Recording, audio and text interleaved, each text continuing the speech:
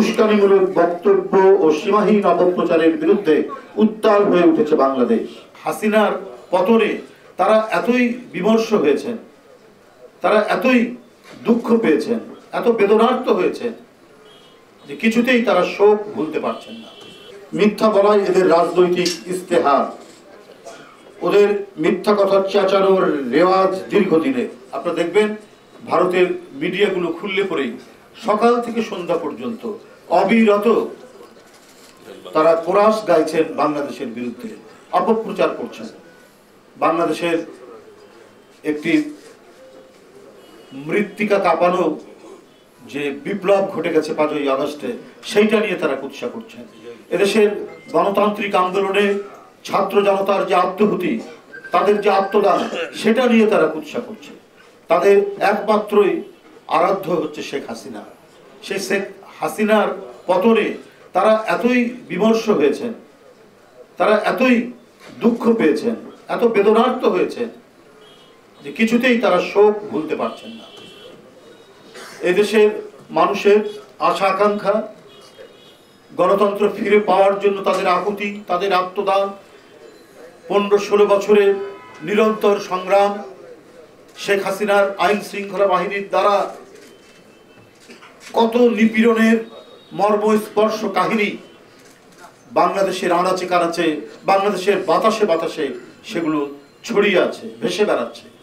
সেগুলো তাদের কানে যায় না, কারণ তাদের শিখণ্ডে শেখ হাসিনার পতন হয়েছে। এই বেদনায় তারা যেন সবকিছু খাওয়া দাওয়া ছেড়ে এখন বাংলাদেশের বিরুদ্ধে তারা উঠে পড়ে লেগেছে। ভারতের রাষ্ট্রীয় পৃষ্ঠপোষকতায় বাংলাদেশের বিরুদ্ধে ক্রমাগত অপপ্রচার চালানো হচ্ছে। ভারত কখনোই সহাবস্থানের লিটারেসি আয়ত্ত করেনি, যে কারণে আশপাশের দেশগুলোর পরিচিত পরিপার্শ্বকে উপেক্ষা করে আগ্রাসনের পথ ধরে বিশ্বের সব দেশেই রয়েছে ধর্মের নামে অথবা বর্ণের নামে উগ্রবাদীদের দৌরাত্ম্য। তারা সব দেশ, জাতিগোষ্ঠী, সব সমাজ, সব ধর্মের জন্য চরম ক্ষতিকারক। দুঃখের বিষয় হলো কিছু ধর্মীয় উগ্রবাদী ক্ষুদ্র গোষ্ঠী ভারতের চরম সাম্প্রদায়িক সংগঠন বিজেপির প্রত্যক্ষ মদদে উস্কানিতে বাংলাদেশে অস্থিরতা সৃষ্টির অপচেষ্টা চালাচ্ছে। অন্তর্বর্তীকালীন সরকারের প্রতি আমাদের আহ্বান, এই উগ্রবাদীদের নিয়ন্ত্রণ করুন। বাংলাদেশে যারা রয়েছেন, ভারতের সাধারণ জনগণের বিরুদ্ধে বাংলাদেশের জনগণের কোনো শত্রুতা নেই, কিন্তু চরম উগ্রবাদী বিজেপি যদি বাংলাদেশের বিরুদ্ধে যুদ্ধ ঘোষণা করতে চায়, তাহলে বাংলাদেশের দেশপ্রেমিক প্রতিটা মানুষ এদেশের স্বাধীনতা, সার্বভৌমত্ব, সম্মান, আত্মমর্যাদা রক্ষায় রুখে দাঁড়াবে। দুর্জয় এ বাংলাদেশ কখনোই মাথা নোয়াবে না।